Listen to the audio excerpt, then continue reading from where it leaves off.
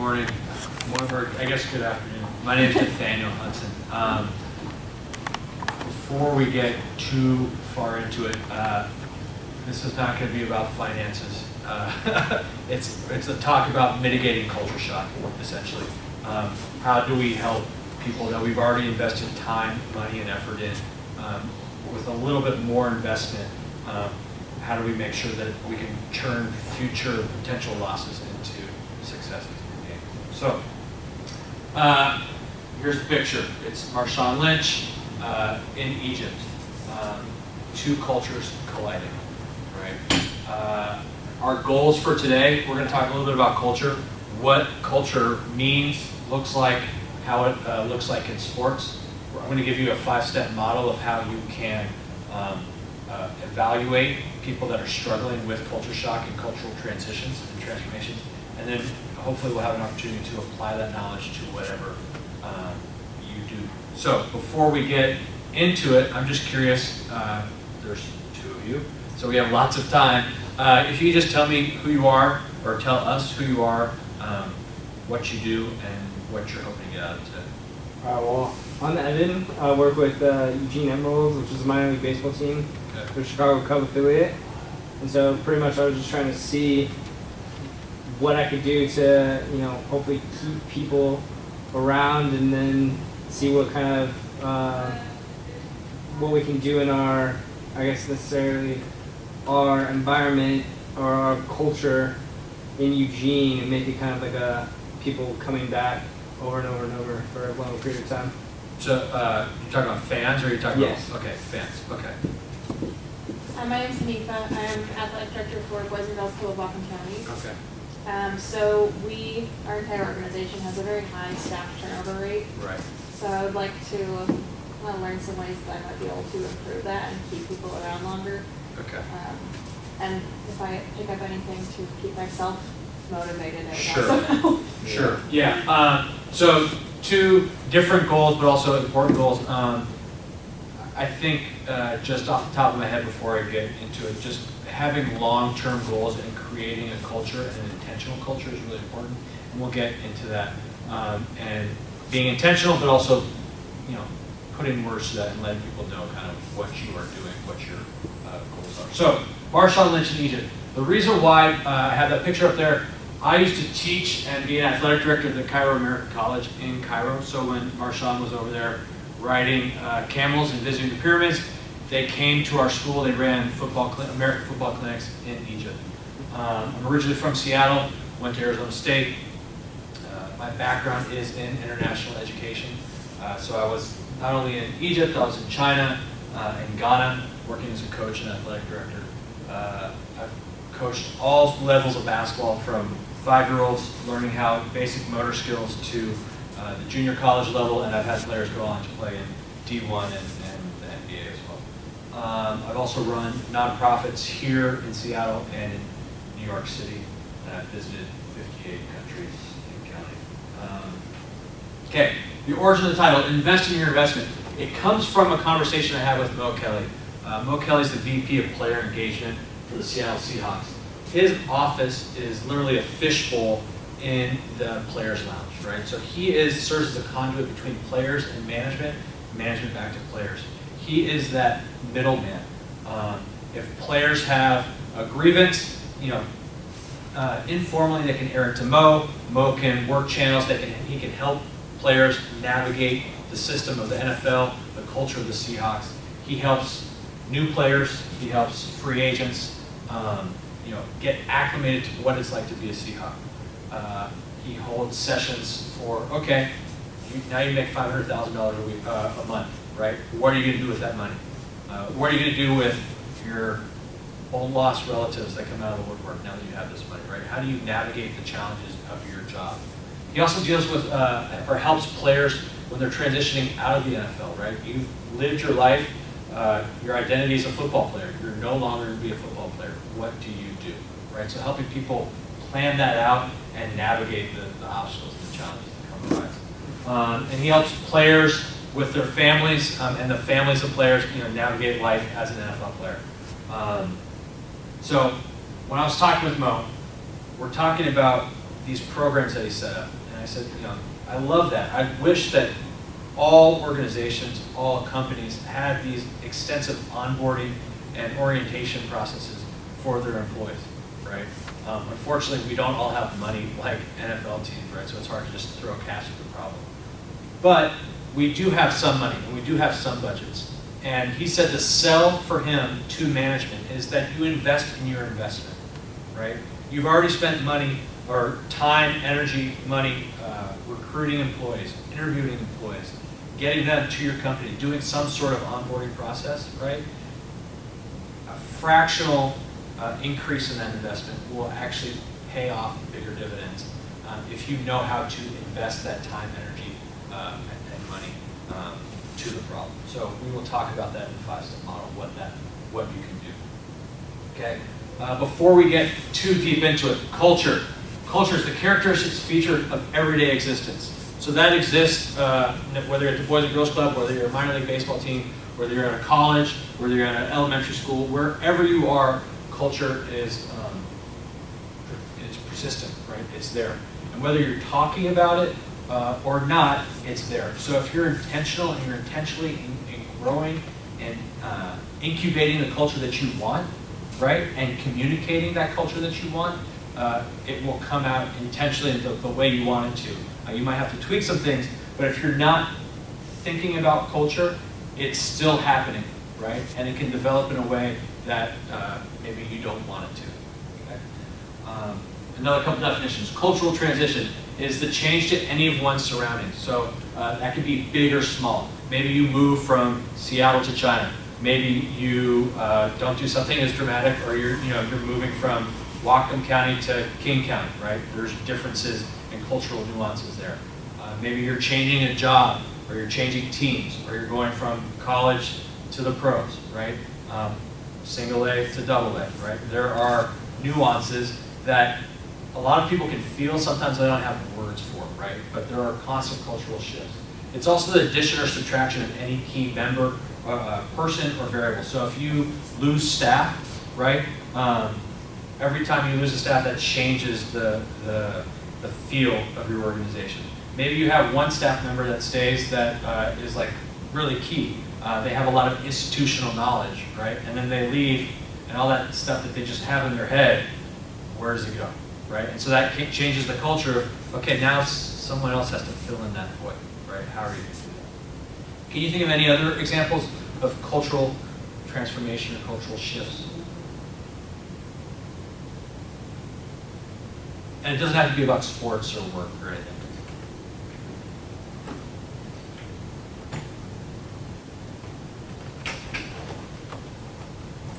Maybe getting married, having kids. Yeah. In my organization, I get a lot of students who have recently graduated and they're just moving into full-time work. Mm-hmm.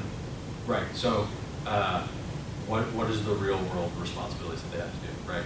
When it was structured for them as a student, and now they're like, oh, I have to do that, right? So, maybe explicitly like laying out what those shifts and responsibilities are, right? So they're not shocked by it, or they don't learn it through a bad thing happening, right? They can have some foresight for it, right? Okay, 2 other definitions quickly. Emotional intelligence. That means not only are you knowing what you feel and how you feel, but how the other person feels too, right? And if you can get to the crux of the issue, because I know what you're thinking, you know what I'm thinking, and we're having an honest dialogue, right? Then you cut out all the BS and we're more efficient, right? But that's because our feelings are on the table, or our thoughts are on the table, and we're dealing directly with each other, right? This emotional intelligence is actually taught in business schools, of all places, more than it's taught in nursing schools or college education, because it's teaching that you can actually be more efficient if you're not running off and chasing stray ends, but if you're actually dealing with the problem head on. Also, systems thinking. I could give a whole presentation about systems thinking, but essentially it's how do you make sure that the whole is greater than the sum of all your parts, right? How are we making sure that all of our parts are working together, and there's that extra sort of je ne sais quoi, right? When you've got team chemistry, right, that's what systems thinking is. So how do you develop a system that gets that team chemistry highlights? Okay, real quick, cultural transitions are hard, right? Sometimes they happen easily, but I would say that is more the exception than the rule. Going from being a student to working full time and having bills and rent and having to show up, right? You can't just skip class, right? That's difficult. Going from the Dominican to going to Eugene, Oregon, where there's probably not too many Dominicans there, right? That's difficult. For sure. Okay. And there are many potential obstacles, right? So there are some that we'll talk about today, but it's by all means not an exhaustive list. But you've already invested a lot of time, money, and effort, okay? And a small additional investment can turn into a loss into a gain, right? So a little bit more. So if, Dominican, maybe offering some language lessons, right? Or with your new employees, right? Helping them realize what the real world's like, right? And that might not be your primary function, but it will help you get the primary task done. Okay. I said, imagine Biloxi. If you just real quick, imagine you're moving to Biloxi, Mississippi, right? What would you need in order to be successful there?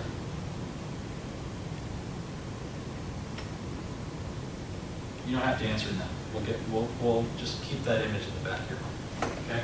So why is culture important? We'll read this quote and see if anyone can guess who said this quote.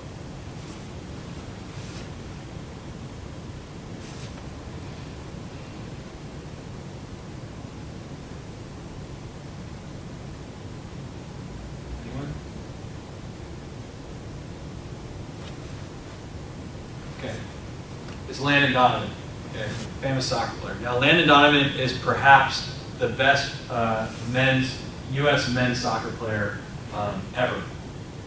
And the best soccer, as many of us know, is played in Europe. Landon didn't feel like playing in Europe. He played there a couple times, but he was homesick, right? It was tough for him. That transition was hard for him. So he played in L.A. And it's because he felt more comfortable, he's a California boy, being in California. So for Landon, no place like home. Right? So culture is important. It didn't mesh with him, and he didn't feel comfortable, and he could not perform in between the lines because outside of sport, he wasn't comfortable. Okay, so where are cultural transitions happening in sports? They happen all over. In the NCAA, according to their numbers, 17,000 plus international student athletes. Okay? From practically, I would say, from most countries in the world, right? Foreign scholarships, you can see there's a lot. Almost a third of all tennis players are foreign. Okay. In the most recent NCAA track national meet, 56 countries represented.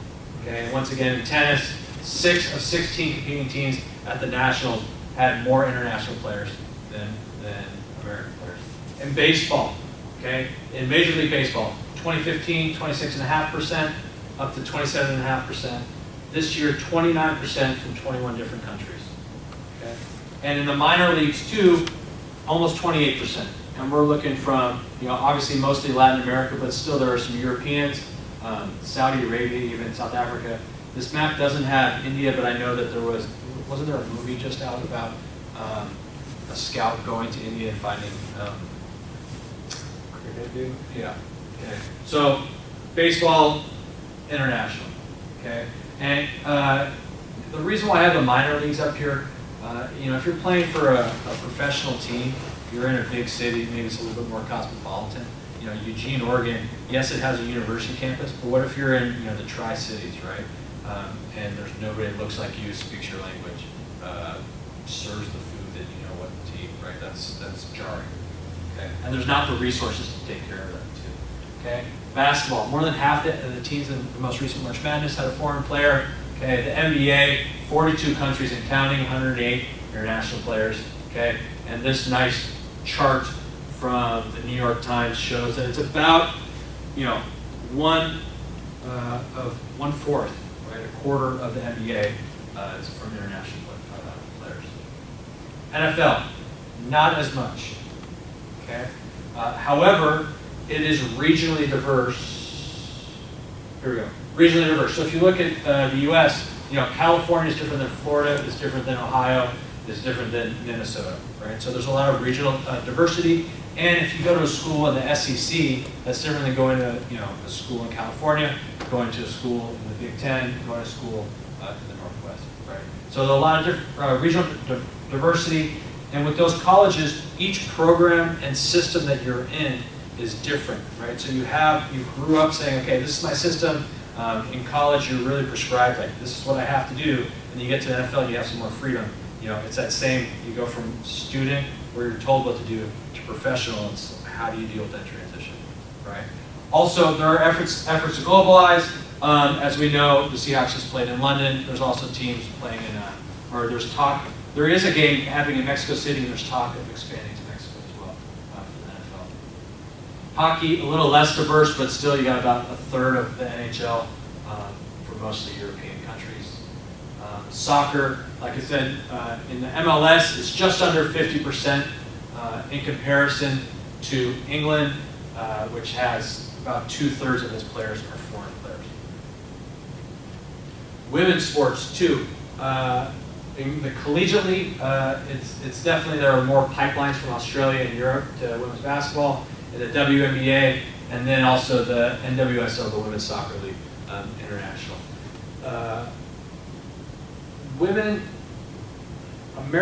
While the American sports leagues are internationally diverse, a lot of American women actually go overseas to play, and because they are paid more money to play in European leagues than they are here. So women's soccer, women's basketball,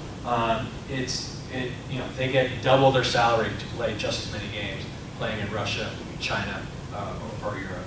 But it's not just women, it's also men. More than 100 American men, soccer players are playing overseas, and sports leagues now are targeting high school athletes in basketball specifically to come over and do one and done, right? If you are required to, the NBA requires you to be out of college, or out of high school, for at least a year before you're eligible for the NBA. The NBL in Australia says, okay, don't go to college, come to us, we'll groom you how to be a pro, and we'll pay you money to do that too, at least officially, right? Where in college you're not officially allowed to be paid money to do that, okay? Once you do go overseas, oftentimes you're isolated, right? You're alone. You are the only person that, is from the same cultural background as you. This is a picture from an article. An American guy went over to play hockey in Finland, right? And it was pretty isolating, right? So,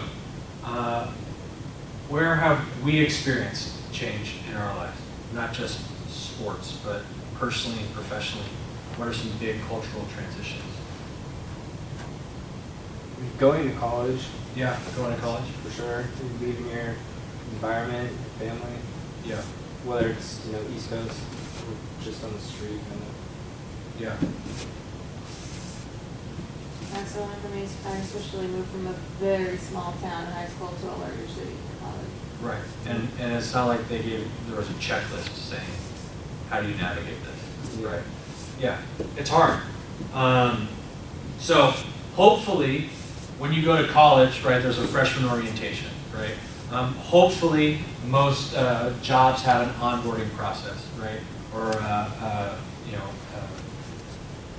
some sort of way to inculcate the culture or the systems of this is how we do things here in college, or this is how we do things at the Boys and Girls Club, right? We expect you to show up on time. We expect you to fill out your time sheet. Whatever the expectations that make the Boys and Girls Club the Boys and Girls Club. Same thing with the baseball team. There's spring training that, this is how we're going to run practice, right? This is how we do things in this organization. So most programs and organizations have some sort of processes or programs in place. Now, the efficacy of those programs, I don't know, right? And I could give a whole other presentation about that and what makes those programs good, but the rest of this presentation is focused on what happens when those programs aren't enough, right? You've onboarded someone, they've gone through their orientation, and they're still kind of floundering. They're stuck, okay? So, before we dive into the 5-step model, I just want to give you a quick little case study.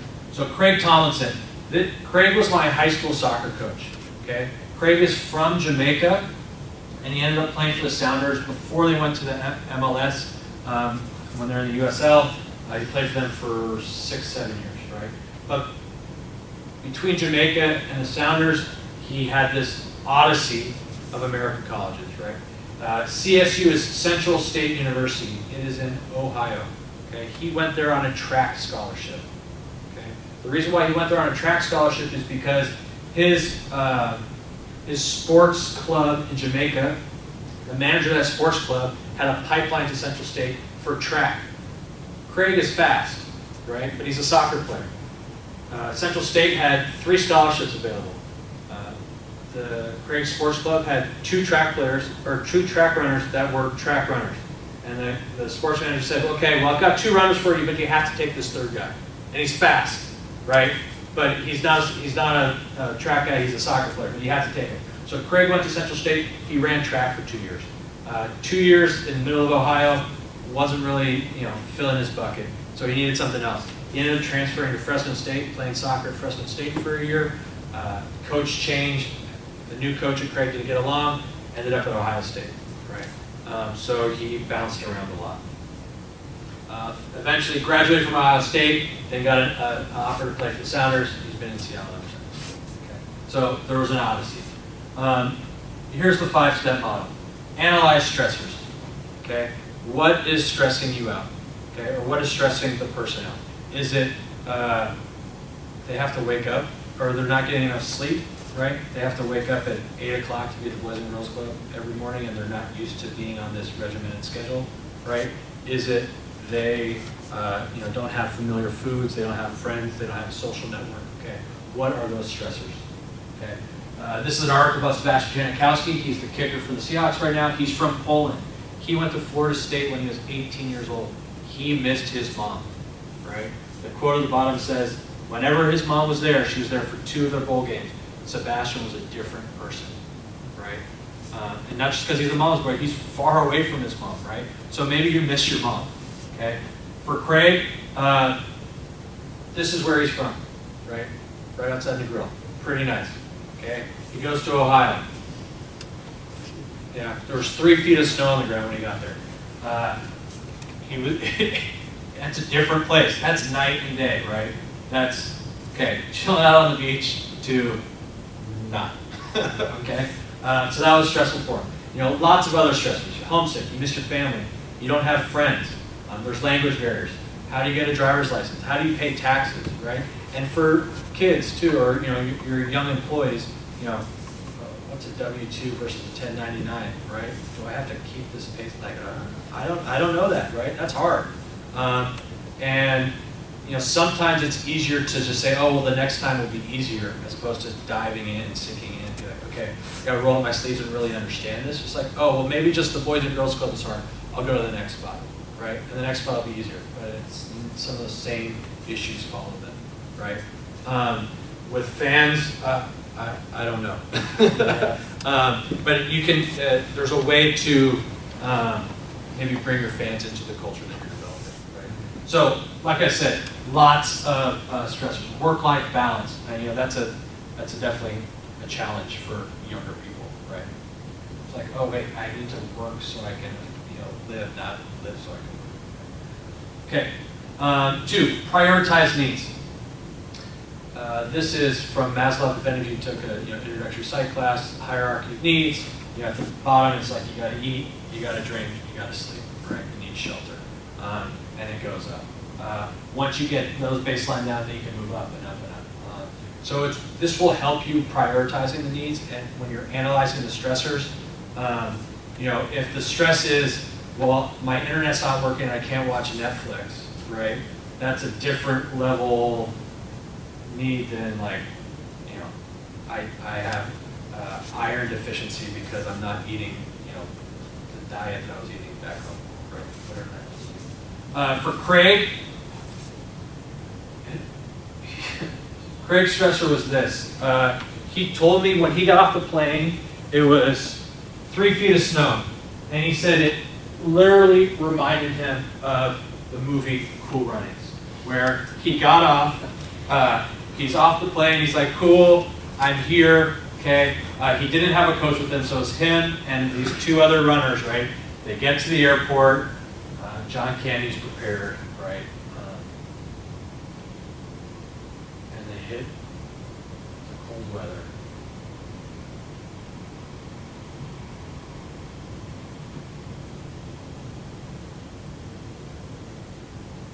Not happening, right? And so he said, literally, he put on every piece of clothing in his luggage, okay? He had 3 pairs of jeans on. He had a couple sweaters on. But he's coming from Jamaica, right? He doesn't have a winter coat. He doesn't have a hat, right? He tries the best he can, and he felt like this guy, right? Fortunately, he had those guys to identify with, right? But he didn't have anything. And that's something that, like, of course, you're in Ohio. Bring a hat, right? Or bring a coat.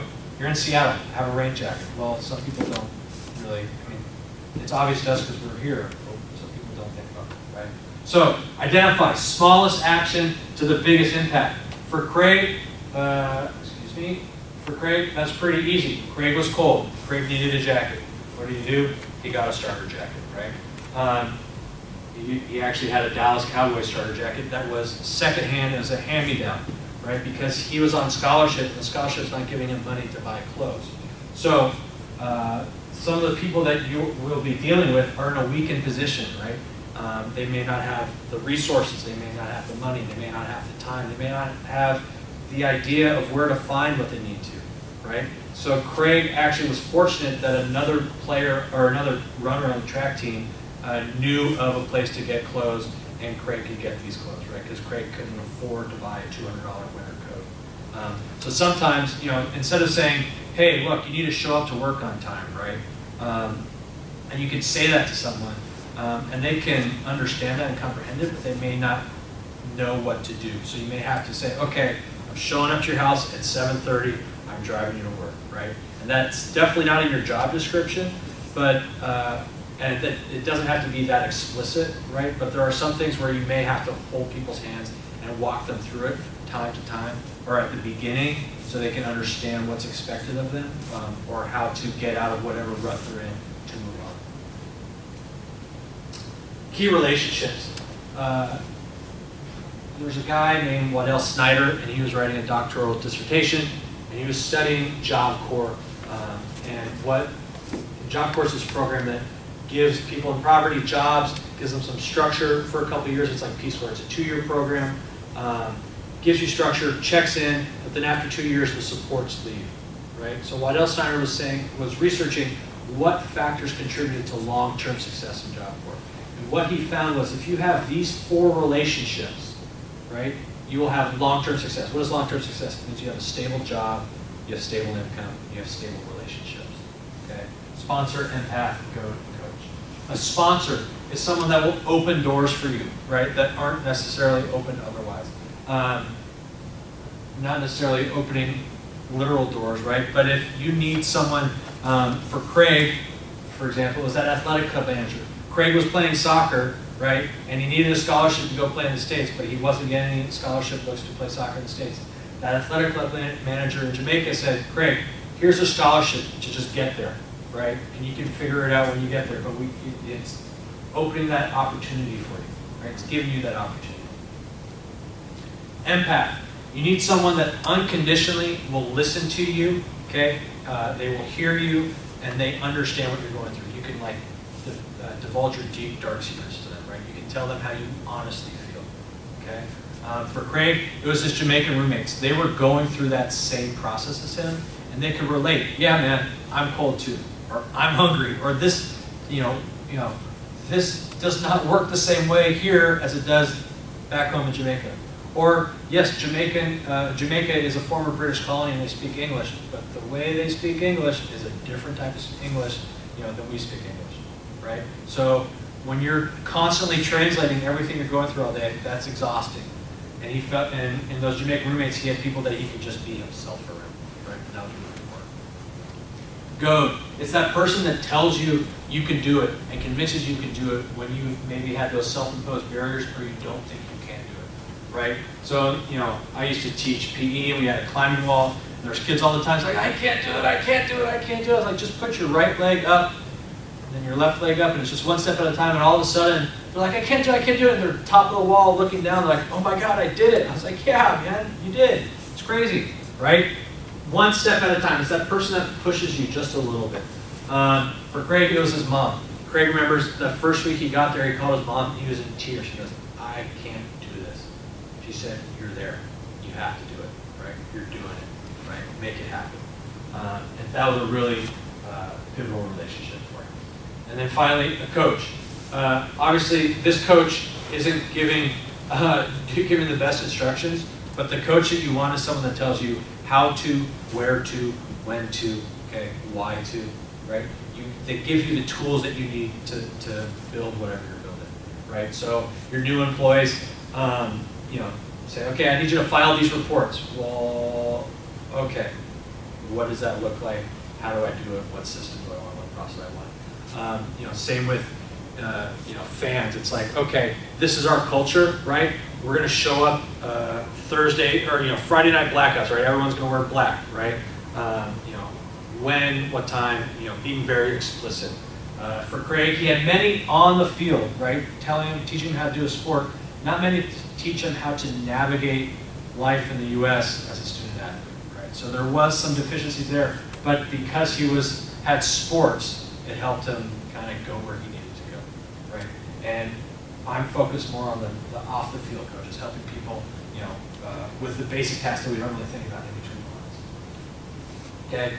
Finally, you need to establish metrics, right? What does growth look like? That's different for each individual.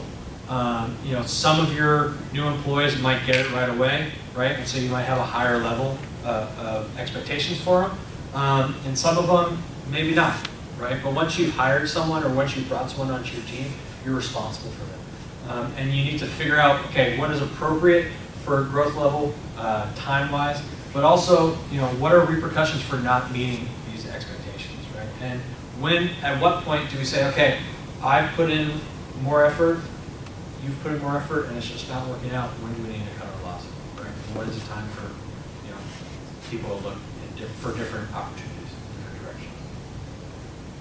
Okay, for Craig, graduation was key to him. Okay, and having the opportunity to play or getting paid to play soccer.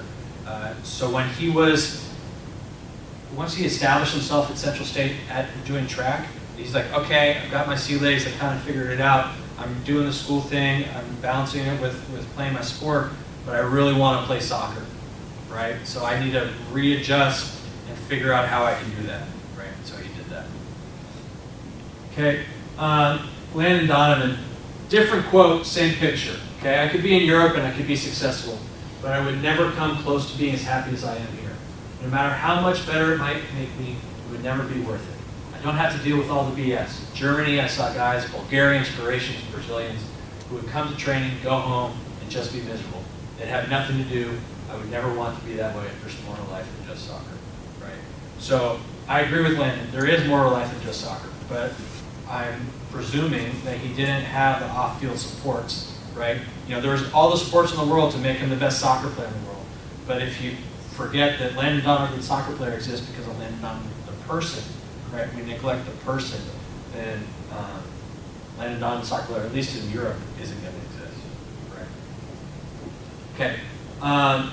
This presentation was pretty focused on international, right? Because that's where my experience is, but it can be applied to any change or transition that you're trying to make. If you're trying to make a cultural shift on your team to attract more fans, right, you really need to do that needs analysis for your fans. What do they want? What's getting in the way of what they want? And then how can you drag that out of them, right? With your new employees, why aren't they performing the way that you want them to perform? What's getting in the way? How can you help them acquire new skills or reframe what they're doing? And how can you create an environment? I know, working with kids is hard, it's stressful work, right? So how can you help them mitigate that stress or manage that stress, right? So that they do stay there and they realize it's a marathon, not a sprint, right? Okay. Relationships is key. If you're checking in with people every day, if you're checking in with your employees, just say, hey, good morning, how's it going? and every day you're building that relationship, then they're more likely to come to you when something is amiss or something is not happening the way that you want it to happen, because they trust you, right? Because you've bred familiarity. Same with your fans, like, fan outreach, like reaching out to them, saying, hey, how's it going? And, people are not afraid. If you ask them how's it going, they'll tell you how they feel, right? Especially if something's bothering them, okay? And once again, being intentional, right? So making, some of this stuff comes naturally, and it's stuff you just do, right? But if you're thoughtful in it and you do it with intention, and you say, okay, actually, we're going to make this a priority. I'm going to make a priority every day to say good morning and ask you how you're doing, right? That will reap benefits, and it'll manifest itself in different ways. Okay. Is there anything that I've talked about that you feel like, yeah, I can apply that to my current situation? Specifically? And I can help you maybe talk through this more.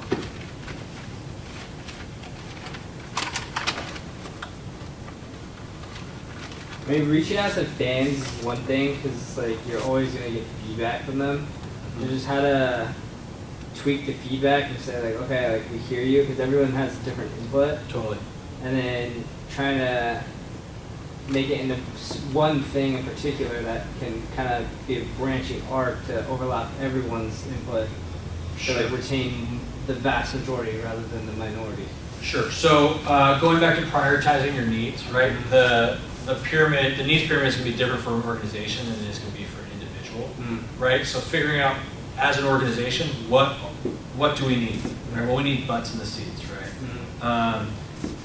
And then so you prioritize the needs, and then you figure out what are the you might have 3, 4, 10, 12 priorities, right?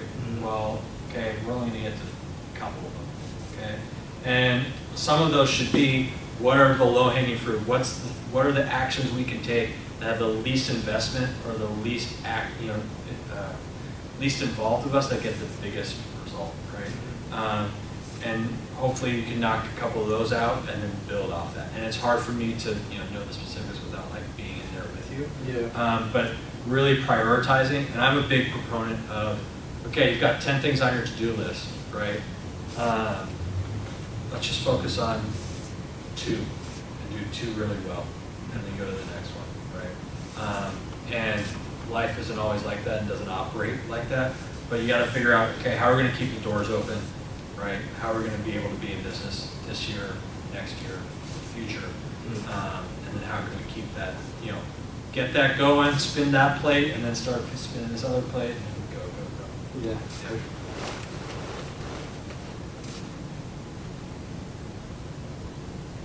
Okay, that's it. I'm happy to answer any more questions, talk about whatever.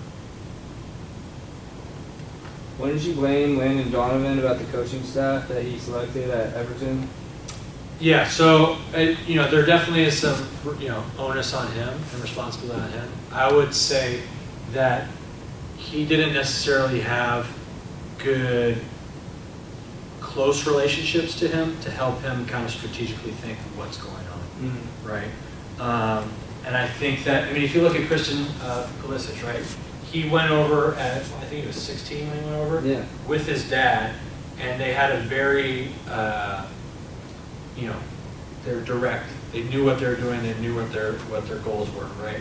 And I think, not to say that Landon Donovan didn't know what his goals were, but I'm not sure he thought through it as much, and I'm not sure he had, having your dad over there as a 16-year-old is going to be a big support system. One thing I forgot to mention is that those 4 relationships, because of resources or because of circumstances, because of whatever, one person may prove to be more than one of those relationships to you, but it's unrealistic to have that one person be all 4 relationships, right? It's hard to have one person be the empath and say, yeah, I hear you, but also I'm going to push you. I hear you, but I'm pushing you, right? Those are 2 competing needs. So you do need at least 1 or 2 other people to be able to fill those relationships for you.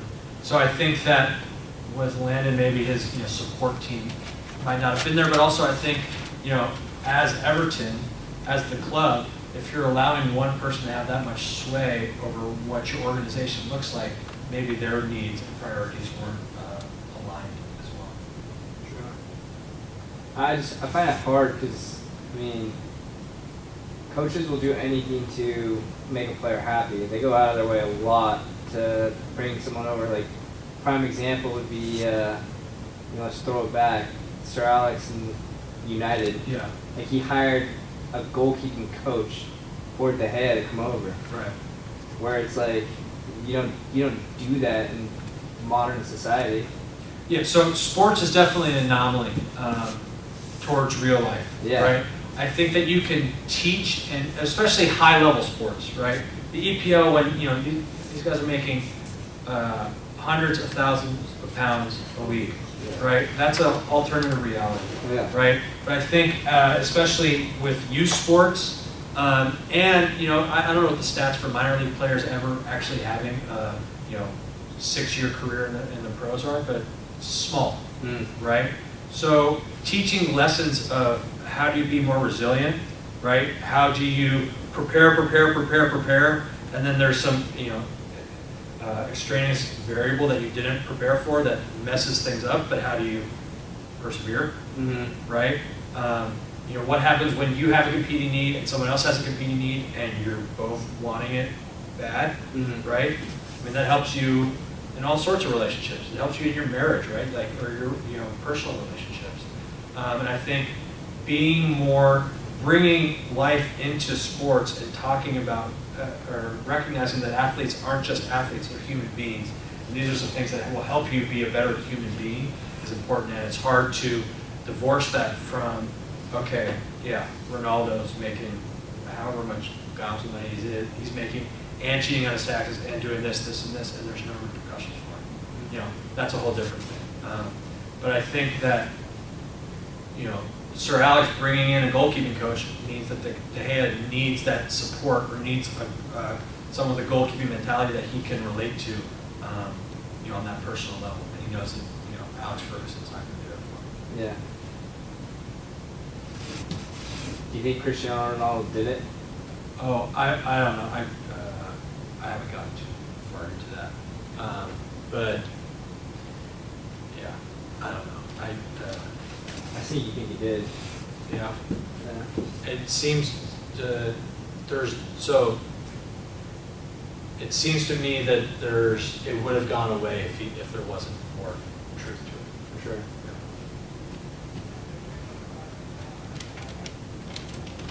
Okay, well, thank you for coming.